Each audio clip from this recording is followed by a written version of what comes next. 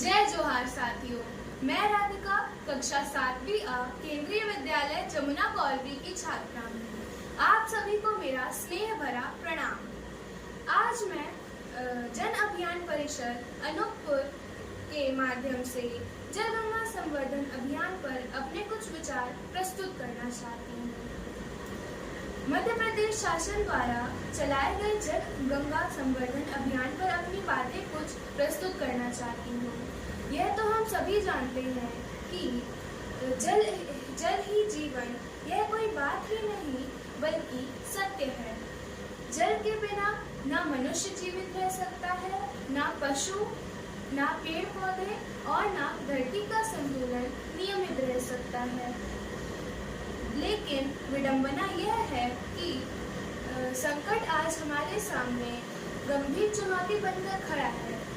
मध्य प्रदेश जो अनेक नदियों का स्रोत है, वहाँ की नदियाँ गंगा नदी से जुड़ी हुई हैं। अगर यहाँ की नदियाँ सूख गईं और प्रदूषित हो गईं, तो गंगा नदी पर भी प्रभाव पड़ेगा।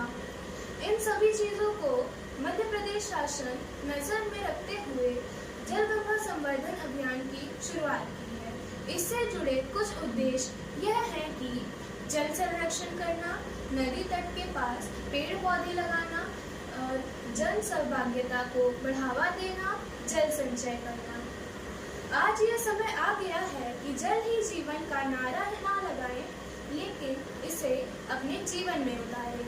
आज मैं अपने सभी जिला वासियों से यह कहना चाहूँगी कि जल और गंगा संरक्षण यह केवल सरकार का काम ही नहीं, यह हमारा योगदान है, क्योंकि यह हमारे भविष्य की सुरक्षा के लिए बहुत ज़रूरी है। अंत में मैं अपने द्वारा बनाए गए इस पोस्टर के बारे में 2 पंक्ति बोलकर अपनी वाणी को विराम दूंगी।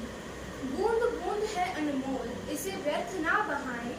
बूंद बूंद है अनमोल, इसे व्यर्थ ना बहाएं। जल ही जीवन है, यह सबको बताएं।